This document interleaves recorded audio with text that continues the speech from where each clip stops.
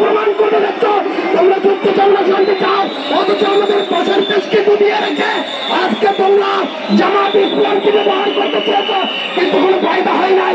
জামাত ইসলাম প্রমাণ করে দিয়েছে গণতান্ত্রিক আন্দোলনে শক্তি সংগ্রাম কিভাবে হয়েছে, এবং আমরা বলতে চাই এই আন্দোলন, এই সংগ্রাম আমরা চালিয়ে যেতেই থাকবো।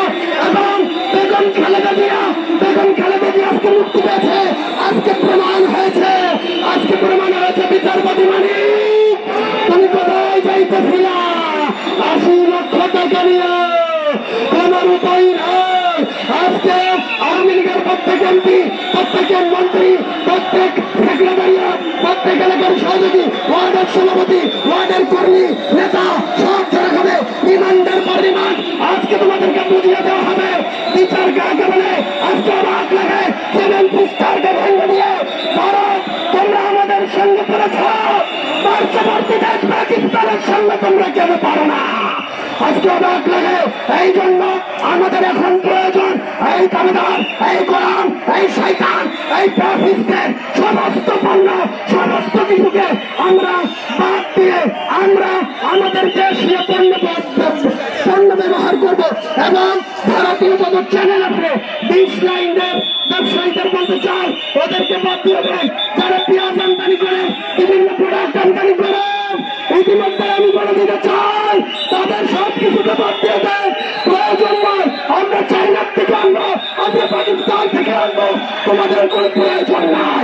আমরা গুলির বদলে গুলি নেব, হত্যার বদলে হত্যা করবো, প্রমাণ হয়ে গেছে। তোমাদের কোনো প্রয়োজন নাই।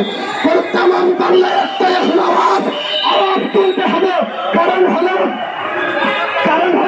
আমাদের এই যাত্রার সভাপতি আমাদের লুৎফুর রহমান ভাই, এই আমরা আন্দোলন করেছি আরেকটা মুখ্যমন্ত্রী বিদায় না দিন কেন করেছি? আগ্রাসন বিরুদ্ধে, প্রতিবাদের বিরুদ্ধে একটাই শুধু কথা, সেটা হলো যে আপনারা এই যে অন্যায় কাজটা করেছেন, আজকে বেলালের লাশ কেড়ে চলতে হয়েছে ঘন্টার পর ঘন্টা, দিনের পর দিন। আমরা চাকমারের বিরুদ্ধে সর্বপ্রথম যে আন্দোলন করে তুলেছিলাম 2010 সালে, আপনাদের কি খেয়াল আছে?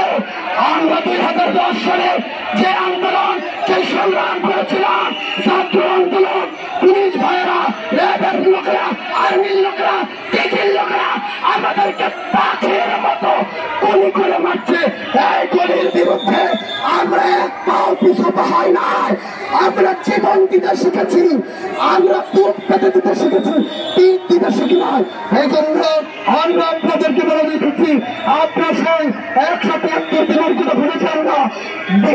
বিএনপি কোন অস্থিতিশীল করবে, এই দেশকে অস্থিতিশীল করেছিল সেই সংবিধানের দোহাই দিয়ে, যে পঞ্চদশ সংশোধনের মাধ্যমে এই দেশকে অস্থিতিশীল করবো।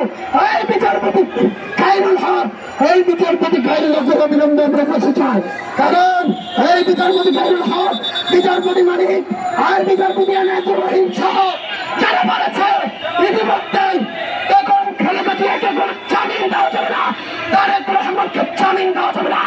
আর আমাদের শহীদ প্রেসিডেন্ট জিয়াউর রহমানকে বলেছিল যে ক্ষমার অযোগ্য অপরাধ করছে।